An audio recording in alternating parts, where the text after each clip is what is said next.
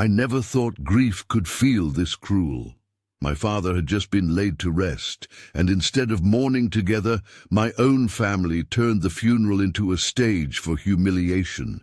They mocked me, whispered behind my back, and made sure everyone knew I was the failure of the family. But what none of them realized was that my father had left behind a secret, one that would turn their laughter into silence the moment the will was read. If you've ever been betrayed, humiliated, or underestimated by the people who should have stood by you, this story is for you. Stay until the end. You'll see how karma unfolded in the most unexpected way. And before we dive in, don't forget to subscribe to Mind Sweet Revenge so you never miss another story where betrayal meets justice. The church smelled faintly of lilies, the kind of flowers that should bring comfort, but to me, it only heightened the weight in my chest. I sat in the second row, dressed in black, clutching the program that had my father's name on it. His face, smiling in the picture, looked so alive that it hurt to know he was gone forever. Around me, relatives I hadn't seen in years filled the pews. But instead of shared grief, I felt the sharp sting of eyes on me. My cousins huddled together, whispering. My aunt, with her nose in the air, looked at me like I didn't belong. And then there were my siblings, the ones who had grown up beside me, sharing the same meals, the same roof. They were the worst of all. "Can you believe he even showed up?" I heard my brother hiss. My sister chuckled, not even trying to hide it. "He probably wants money. That's all people like him ever want." Each word cut like a knife. During the eulogy, when the pastor spoke about family unity, my brother leaned toward the cousin sitting behind us and whispered loudly enough for me to hear, "Unity? Not when you've got a disappointment sitting right here in the front row." Laughter rippled quietly behind me. I clenched my fists, staring at the coffin that held my father. He would never have allowed this. He was the only one who saw me for who I really was. To the rest of the family, I was nothing but the black sheep, the one who hadn't lived up to the family name. When the service ended, people approached my siblings to offer condolences. Hardly anyone spoke to me. When they did, it was with tight smiles and pity in their eyes, as if I were some stray dog my father had taken pity on. But the cruelest moment came at the graveside. As we stood watching the coffin being lowered, my sister leaned close and whispered, "Dad would have been ashamed to see you here, looking like this. He left nothing for you, you know. Everyone knows that." Her words sent a chill through me. At that moment, something strange happened. My father's lawyer, Mr. Jordan's, who had been standing quietly in the background, locked eyes with me. He gave a subtle nod, like he knew something I didn't. It was a flicker of hope in the middle of humiliation. The rest of the family went on mocking, laughing, acting as if the funeral was their stage. They thought they had already won, that my father had abandoned me just like they had. But they didn't. Know what was waiting for them at the lawyer's office. What none of them realized was that my father's will wasn't just a document. It was a carefully written letter of truth, a truth that would shatter every cruel word they had thrown at me. And when Mr. Jordan's opened that folder and began to read, the smug looks on their faces disappeared one by one. But I'll tell you exactly how it unfolded in the next part of the story. After the funeral, my siblings were all smiles. To them, it was just the beginning of their victory. They believed Dad had left everything to them and nothing to me. They made sure I felt like an outsider, as though I had no right to even grieve. But deep inside, I held on to the small spark of hope I saw in Mr. Jordan's eyes. My father's lawyer knew something the rest of them didn't. That spark would soon turn into a fire that burned their arrogance to ashes. A week later, we gathered in Mr. Jordan's office for the official reading of my father's will. The air was thick with anticipation. My siblings came dressed like they were already wealthy. My sister flashing jewelry she had probably bought on credit, certain that she would soon pay it off with her inheritance. My brother leaned back in his chair, with his arms crossed, smirking at me. "Don't get too comfortable," he said. "This isn't going to take long." Dad was clear about who deserved what. The others chuckled, feeding off each other's arrogance. I sat quietly, staring at the polished wooden table. My heart pounded. I wanted to believe my father hadn't abandoned me, but years of rejection from my family had planted seeds of doubt. What if they were right? What if Dad really had left me nothing? Mr. Jordan cleared his throat and opened a thick folder. The room instantly fell silent. "Your father was a man of deep thought and careful preparation," he began. He wanted his last words to be understood not just as legal instructions, but as truths he hoped you would all reflect on. Already, I noticed the shift in the room. My siblings exchanged uneasy glances. They hadn't expected the lawyer to speak like this. It wasn't just paperwork, it was something deeper. Jordan's continued, "Your father wrote this will himself, and he asked me to read it word for word." He adjusted his glasses and began to read aloud. "To my children, if you are hearing this, it means I am no longer with you. I hope you came to my funeral, not just to inherit what I built, but to remember who I was. Sadly, I know some of you have allowed pride and greed to poison your hearts." The room went cold. My sister stiffened in her seat. My brother scoffed but didn't speak. Jordan's kept reading. "You mocked your brother in life, treating him as if he were less than you. But what you call weakness I saw as strength. He carried burdens none of you ever noticed, and he did it with humility." I froze. He was talking about me. My heart thumped louder with each word. I want to be clear. The measure of a person is not their bank account, nor the gossip of relatives. The true measure is in character. And of all my children, only one has shown me true loyalty. Loyalty? My brother barked out, his voice dripping with disbelief. "Is this some kind of joke?" My sister slammed her hand on the table. "He's twisting Dad's words. There's no way Dad meant him." She pointed at me like I was some kind of criminal. Mr. Jordan raised a hand calmly. "I assure you these are your father's words, not mine." He went back to reading, and I swear the room could have cracked open from the tension. "To those who mocked, lied, and turned their backs on family, I leave this lesson. Nothing in life is guaranteed. Not wealth, not property, not the favor you assume belongs to you." My siblings shifted uncomfortably, their smug confidence starting to crumble. Jordan's paused, then looked around the table. "Shall I continue?" Nobody spoke. He continued reading. "As for the inheritance, I have decided to divide my estate in a way that reflects not just fairness, but truth." The air in the room grew heavier. My siblings leaned forward, greedy anticipation returning to their eyes. They still thought they'd walk away with the lion's share. I sat frozen, torn between hope and fear. Jordan's flipped the page. His voice was steady as he said, "To my son who was mocked and underestimated." The room erupted. My siblings shouted in protest, their voices overlapping in disbelief. I felt my breath catch in my throat. My father's words were about to change everything, and in that moment I knew the humiliation I had suffered at the funeral was only the beginning. The real storm was about to break. The air in Mr. Jordan's office felt suffocating. My siblings were red-faced, shouting over each other, but the lawyer didn't flinch. He kept his composure, adjusting his glasses and waiting for silence. Finally, his voice cut through the chaos. "Please, everyone, if you want to honor your father's wishes, you will listen quietly." These are his words, not mine. Slowly, the room settled, though the tension was thicker than ever. My sister folded her arms tightly, her lips pressed into a bitter line. My brother muttered curses under his breath, glaring at me like I had committed some crime just by existing. Jordan's continued, his voice calm but firm.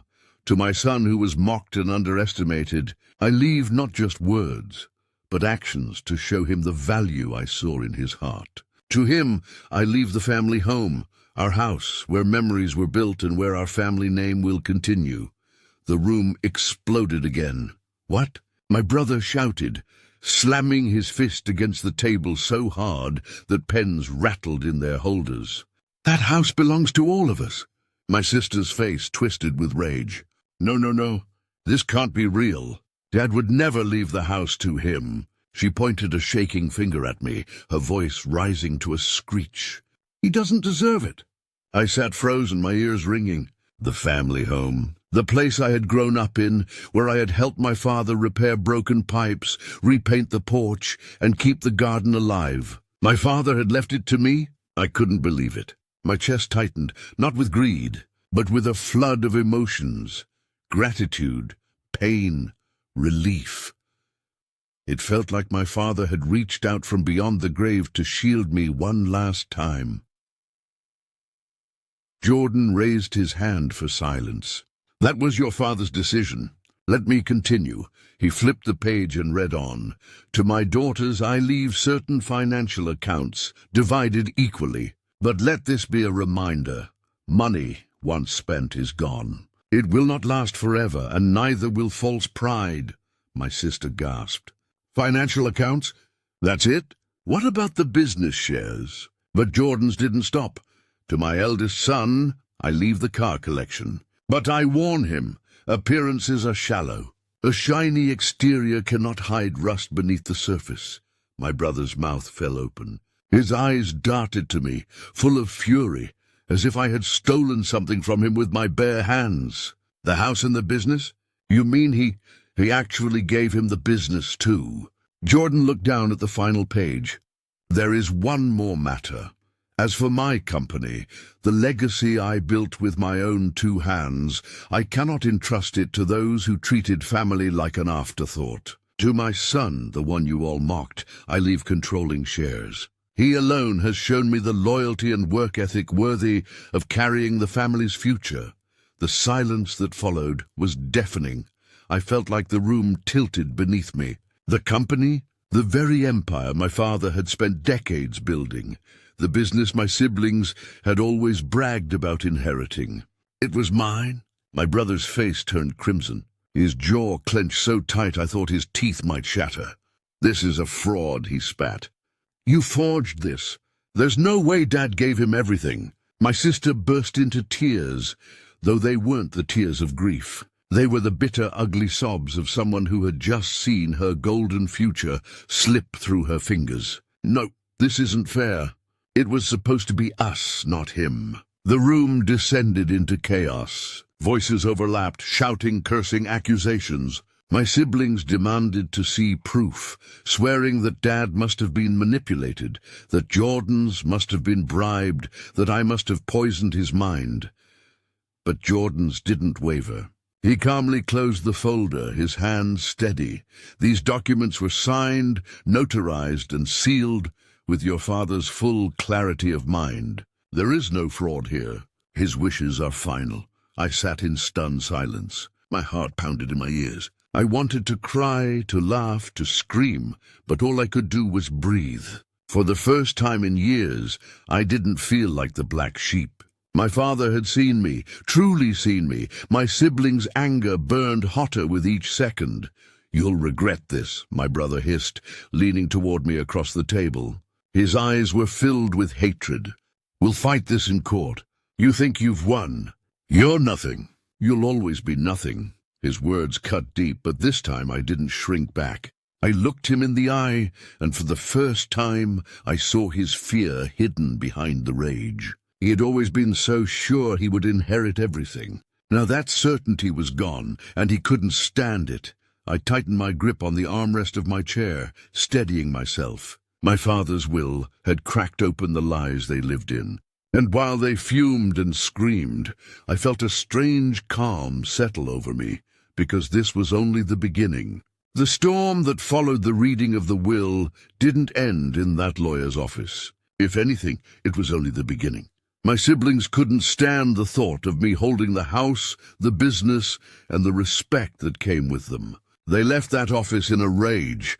their voices echoing down the hallway, promising revenge in ways that didn't sound like empty threats. I went home that night, the family house suddenly feeling heavier, almost haunted by memories of my father. Every corner reminded me of him, his laughter in the kitchen, his quiet presence in the study, the way he used to sit on the porch in the evenings, watching the sun fade. For a moment I felt proud. He had chosen me and his faith in me was clear. But pride didn't last long, because I knew my siblings wouldn't let this rest. It didn't take more than a few days before the phone calls started. At first they were angry voicemails, my brother's voice shaking with fury.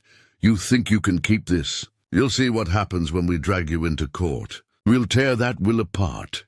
Then my sister crying and shrieking in the same breath, "You manipulated Dad. You don't deserve any of this. It belongs to us." At first I ignored them. I thought maybe, with time, their rage would burn out and they'd accept the truth.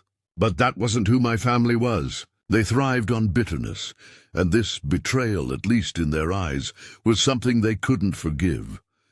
Soon letters started arriving, formal, stamped with the names of their lawyers. They were challenging the will, claiming that Dad hadn't been of sound mind, that I had pressured him, that Jordan had somehow mishandled everything. Page after page of accusations, each one sharper than the last. I could feel the walls closing in. My siblings weren't just angry, they were preparing for war. And yet, even in the middle of their hatred, I couldn't help but remember the funeral, the way they mocked me as I stood by our father's casket, alone, grieving in silence while they whispered behind my back. I remembered their cruel smiles, the way they called me a failure, a disappointment, someone unworthy of even standing there. That memory fueled me. It reminded me of why my father made his choices. He had seen their cruelty too. He had seen their arrogance. And he wanted to make sure that the person they despised most was the one who would rise above them. The court dates were set. Each meeting with my lawyer felt surreal. We pored over Dad's will, over every document Jordan's had filed, making sure there were no cracks my siblings could exploit. My lawyer was calm but firm. "They'll try everything," he warned. "They'll bring witnesses, false claims, anything they can find to make you look unfit. You have to be prepared for a fight, prepared for a fight." I had never been much of a fighter, not against my family. I had always been the quiet one, the easy target, the one they could mock without consequence. But now things were different. For the first time, I had something worth fighting for, not just the inheritance, but my father's trust, his legacy, and my own dignity. The first court hearing arrived, and as I walked into the room, I could feel their eyes on me. My brother sat stiff, his jaw locked, his expensive suit trying to hide the desperation beneath his anger. My sister dabbed at her eyes with a handkerchief, playing the role of the grieving daughter who'd been unfairly robbed. They had their lawyers lined up, ready to tear me apart. But I wasn't alone. My lawyer stood beside me, calm and steady, while Jordan sat in the front row. His presence alone, a reminder that my father's will had been crafted with care, not confusion. The judge entered and silence fell over the room. My siblings glanced at each other, their expressions sharp and hungry. They thought they had me cornered, that their lies would overshadow the truth. But deep inside, I knew something they didn't. My father had anticipated this. He had left behind more than just a will. He had left behind proof, records, letters, and decisions that spoke louder than any false testimony my siblings could throw at me. And as the hearing began, as the accusations flew across the courtroom, I realized this was no longer just about inheritance. This was about revenge. Not the kind fueled by spite, but the kind that comes from standing tall when everyone wants you to fall.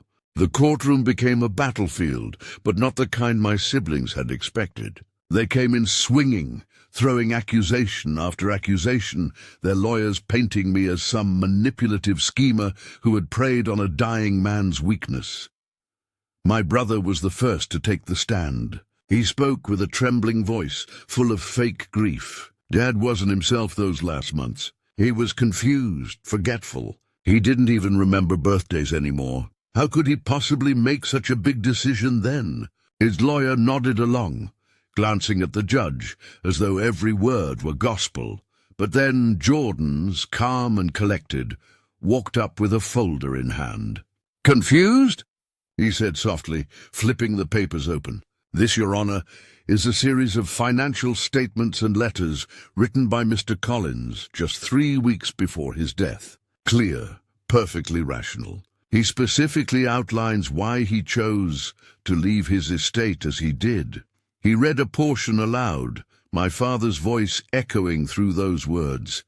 "I trust only one of my children to honor the sacrifices I made. The others have already shown me their true nature. They will not receive what they believe they are entitled to, because entitlement is not the same as love." The silence in the courtroom was deafening. My siblings shifted in their seats, their faces pale. Then came my sister's turn. She wept openly, clinging to the edge of the witness box like she was some victim of cruelty. "My father always promised me the family home," she sobbed. "He told me it would be mine, that I'd raise my children there. And now I'm left with nothing. This isn't what he wanted. He must have been pressured." Her lawyer nodded solemnly, but Jordan only tilted his head, waiting. When cross-examination began, his questions cut through her tears like a knife. "Miss Collins," he began gently, "isn't it true that, in the last 5 years, you visited your father less than 5 times? She froze. I was busy, Jordan repeated. He pulled out a stack of printouts. "Bank records show you were withdrawing money from his account using a joint card. Money you used to pay off gambling debts. Do you deny this?" Gasps rippled through the courtroom. My sister's tears dried instantly, her face twisted with anger. "That's not. He gave me permission." Jordan's leaned forward. "Permission? Or exploitation?" "Because in his final letter to me, he wrote, and I quote, 'She bleeds me dry and calls it love.'" The judge raised an eyebrow. My sister had no words left. Piece by piece, the masks my siblings had worn for years began to crack. Every accusation they hurled came back to them, doubled in weight. Every lie they told was stripped bare by evidence my father had carefully preserved.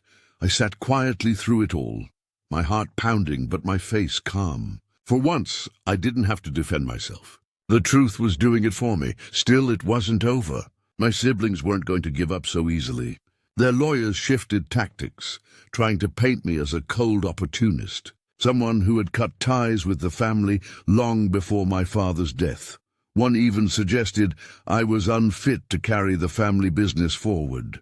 "He doesn't have the experience," the lawyer declared.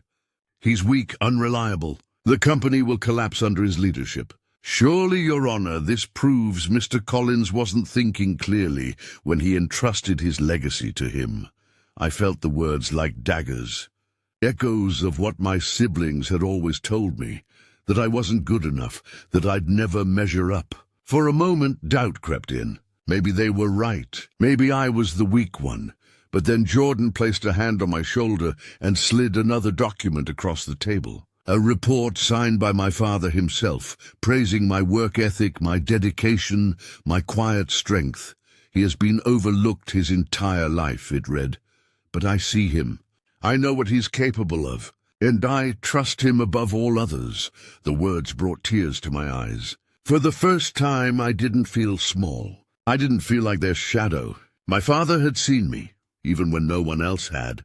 The courtroom was no longer theirs. It was mine, and for the first time I realized revenge didn't always mean striking back. Sometimes it meant letting the truth burn your enemies from the inside out. When the hearings ended for the day, I thought maybe the worst was behind me. But I should have known better. My siblings had lost their footing in court, and that only made them more dangerous outside of it. That night, I returned home to find the mailbox stuffed with anonymous notes, though I knew exactly who had written them. The handwriting was sloppy, desperate. "You don't deserve any of it. Dad loved us more. Enjoy it while you can, because we'll take it back." I tore them up, trying not to let the words burrow into me, but they did. Every shred felt like a reminder that I was alone against them, that blood meant nothing when greed was thicker. A few days later, I noticed something worse. The locks on the house had been tampered with. Drawers were pulled open, files scattered. They hadn't taken anything, but the message was clear. They wanted me to know they could reach me any time they wanted. I called Jordan's, my voice shaking with anger. "They're trying to scare me," he sighed, his tone heavy but steady. "They're desperate. Desperation makes people reckless. You need to be careful, and you need to document everything. If they step out of line, the court will see exactly who they are." But caution wasn't in my siblings' vocabulary. The next blow came in the form of whispers, rumors spreading around town, people I'd known for years looking at me differently. My brother told anyone who would listen that I had tricked Dad on his deathbed, that I'd locked them out of his hospital room and forced him to sign papers while he was too weak to understand. I walked into the grocery store one afternoon, and an old neighbor gave me a look that made my chest tighten. "I never thought you'd do something like that," she murmured, shaking her head. It didn't matter that it wasn't true. Lies, when repeated enough, take on their own kind of truth. And my siblings knew exactly how to weaponize them. Still, even as the world tilted against me, I kept my father's letter close. Late at night, when the house felt too big and the silence too loud, I'd read his words again. I trust him above all others. That trust became my anchor. But then the harassment escalated. One evening I came home to find spray paint across the garage door. Thief, red, bold, impossible to ignore. The neighbors saw it, the passers-by saw it. My siblings hadn't just declared war. They wanted to humiliate me publicly. I stood there staring at the word, anger boiling in my chest. And for the first time, I realized they weren't just mocking me anymore. They were trying to break me. That night I didn't sleep. I sat in my father's study, surrounded by his books, his scent still lingering faintly in the air. I thought about everything he'd taught me, not through lectures, but through his quiet strength. He never lashed out, never wasted energy on tantrums or cruelty. He let his actions speak, and in the end, the truth always landed heavier than any lie. So I made a choice. I wasn't going to let them control the narrative. I wasn't going to be the victim of their poison. I was going to gather every piece of evidence, every letter, every record my father had left behind, and build a wall so strong their lies couldn't touch me. Because this wasn't just about inheritance anymore. This was about survival. And if they wanted war, then war was what they were going to get. The final showdown in court felt like the air itself was charged with static. The benches were packed, whispers buzzing like angry bees as people leaned in, hungry for the drama. My siblings had turned this into a spectacle, parading their lawyers and witnesses as though the entire world needed to see me crumble. I sat at the table with Jordan, my palms damp, but my eyes steady. This wasn't just about inheritance anymore. This was about my father's name, his legacy, and whether or not I would let them stain it with their lies. The judge called for order, and my brother's lawyer launched into his grand finale. He spoke with fire, painting me as the villain in a story where my siblings were the wounded heroes. "Your Honor," he said, gesturing dramatically, "my clients were robbed, not just of property or money, but of the final love of their father. This man manipulated an old man in his final hours, twisting his mind for personal gain. It is a disgrace." His words rang through the courtroom. Heavy, but then Jordan rose, his movements calm, deliberate, like a man who knew he had the truth tucked neatly in his pocket. "Your Honor," he began, his voice low but firm, "my colleague speaks of manipulation and disgrace. Let us instead speak of evidence." He opened a thick folder and pulled out documents one by one. This is Mr. Collins's medical report, signed by his physician, declaring his mind clear and sound. These are letters he wrote dated weeks before his passing, explaining in his own hand why he made the decisions he did. And this, he paused, lifting a sealed envelope, is his final recorded statement given to me directly. A statement you will hear today. The room erupted in gasps. My siblings froze, their faces draining of color. They hadn't known. They hadn't even suspected. The judge motioned for silence, and Jordan pressed play on a small recorder.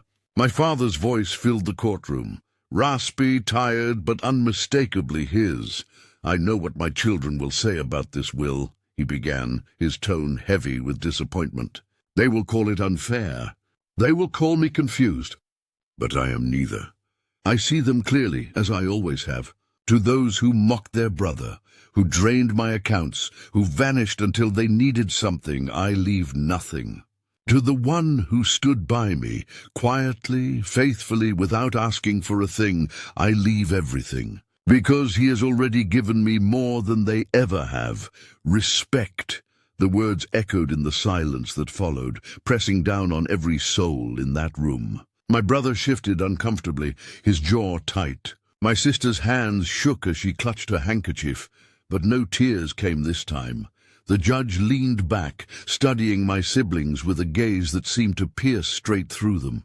"The deceased could not have been clearer," he said finally. "This court upholds the will in its entirety. Case dismissed." The gavel struck sharp and final, but the real blow landed on my siblings. They had come prepared for war, certain they could twist the truth, but my father had outmaneuvered them from the grave. I sat there in stunned silence, the weight of his words sinking in. My father hadn't just given me his legacy. He had given me vindication. In that single recording, he had silenced years of their cruelty. Every mocking laugh, every insult they had hurled at me, every attempt to make me feel small. I glanced at my siblings as the courtroom emptied. Their faces were masks of rage and humiliation. They couldn't look at me, not because I had won, but because deep down they knew they had lost long before this day. For the first time, I felt taller than them, not because of the inheritance, not because of the house or the business, but because my father had seen me, believed in me, and spoken the truth they had spent their whole lives trying to bury. But revenge, I realized, wasn't finished yet. The will had been upheld, yes. Justice had been served in court. But the fallout, the way their lives would unravel now that everyone knew the truth, was only just beginning. After the courtroom victory, I expected some semblance of relief. But life outside those walls quickly reminded me that battles don't always end with a gavel. My siblings were wounded, humiliated, and furious. And as it turned out, karma has a way of catching up when you least expect it.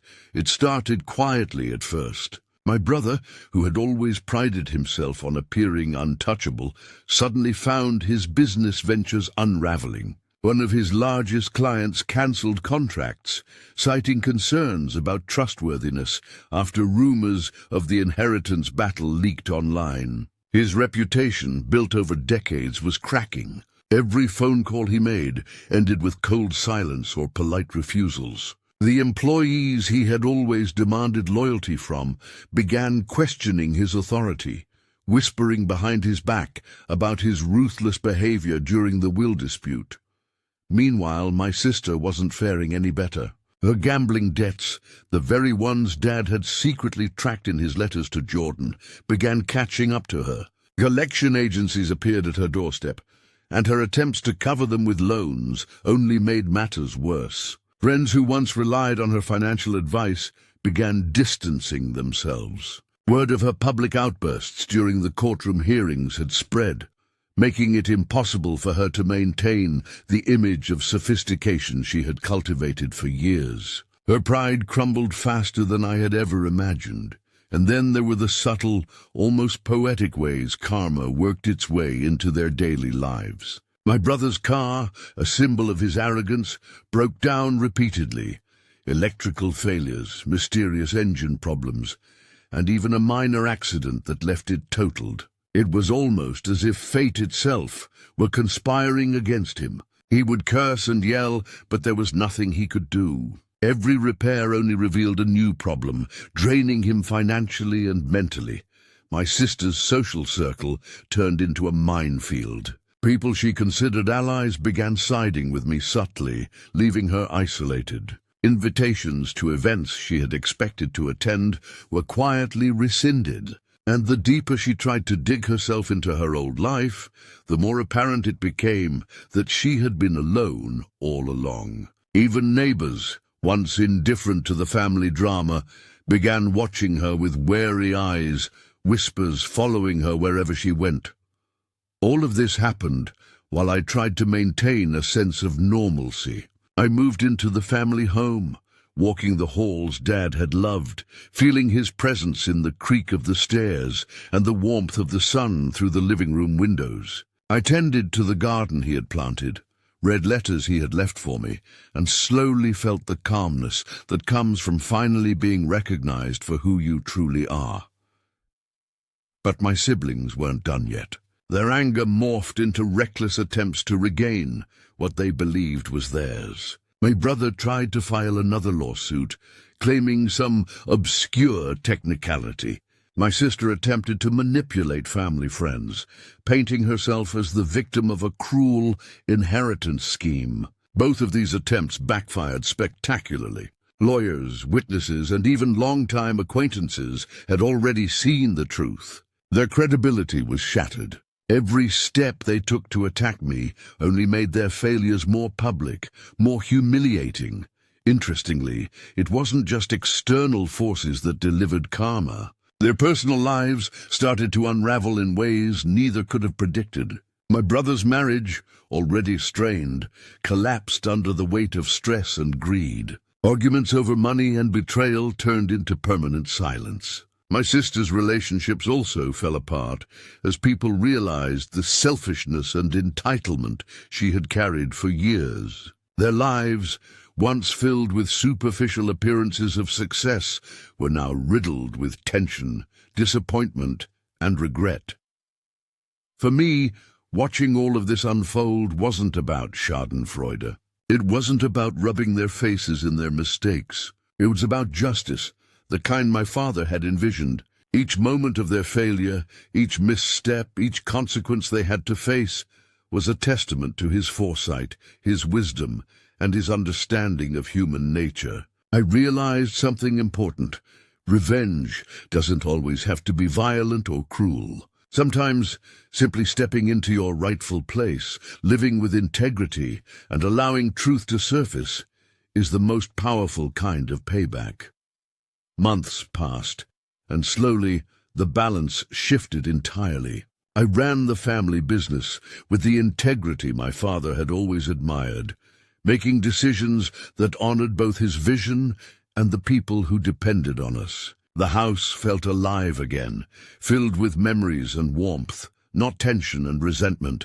Meanwhile, my siblings faded into the background, no longer the dominant forces they had once been. Their arrogance had been replaced with quiet bitterness, a constant reminder that actions have consequences. Every attempt to interfere with my life or reclaim what they thought was theirs only reinforced their own failures.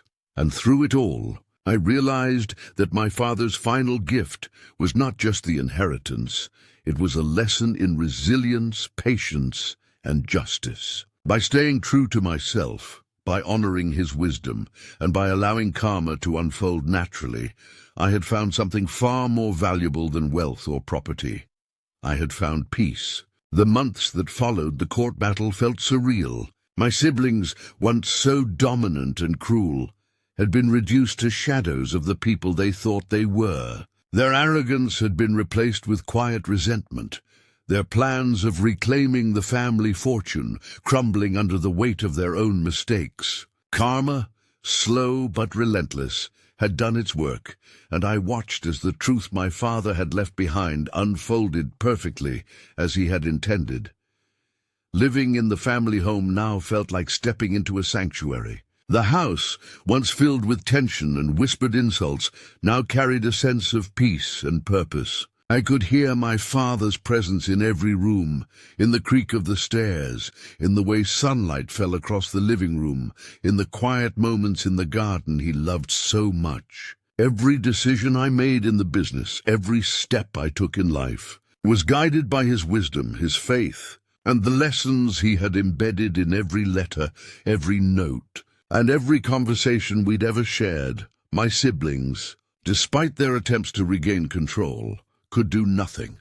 The world had seen their true selves, and their reputation had crumbled along with their schemes. My brother's business ventures faltered, his relationships strained to breaking points. My sister's social connections disappeared, leaving her isolated. And through it all, I felt a quiet satisfaction, not the satisfaction of revenge, but of justice fulfilled.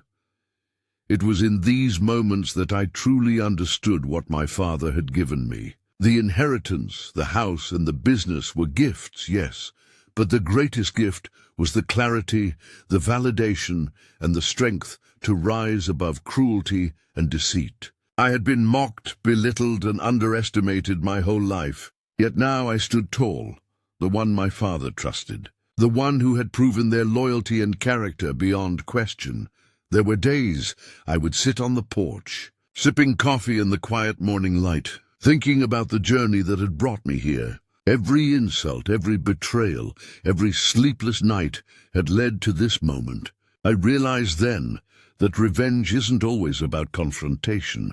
It's about endurance, resilience, and letting the truth speak for itself. And as I reflected on everything, a thought came to me. The real victory wasn't just the inheritance. It was knowing that I had stayed true to myself, that I had honored my father's wisdom, and that I had allowed the universe and the karma my father had set in motion to handle those who had tried to harm me. I looked out over the garden, the sun casting a golden glow over the house. For the first time in years, I felt completely at peace. I had won, not by fighting back with anger, but by rising above it, by trusting in justice, and by embracing the strength my father always saw in me. If there's one thing I want you to take away from my story, it's this: sometimes the most powerful revenge is patience. The world has a way of revealing the truth, of showing people who they really are and rewarding those who stay true to themselves. Never underestimate the quiet strength of integrity and resilience. So now I ask you, if someone in your life betrayed you in a way you never expected, how would you handle it? Would you fight back with anger or rise above, letting truth and karma do the work for you? If you enjoyed this story and want to see more tales of justice, betrayal, and revenge, don't forget to subscribe to Mine Sweet Revenge and hit the notification bell. You won't want to miss the next shocking story where the betrayed finally turns the tables, because sometimes the sweetest revenge is the one you don't even have to plan.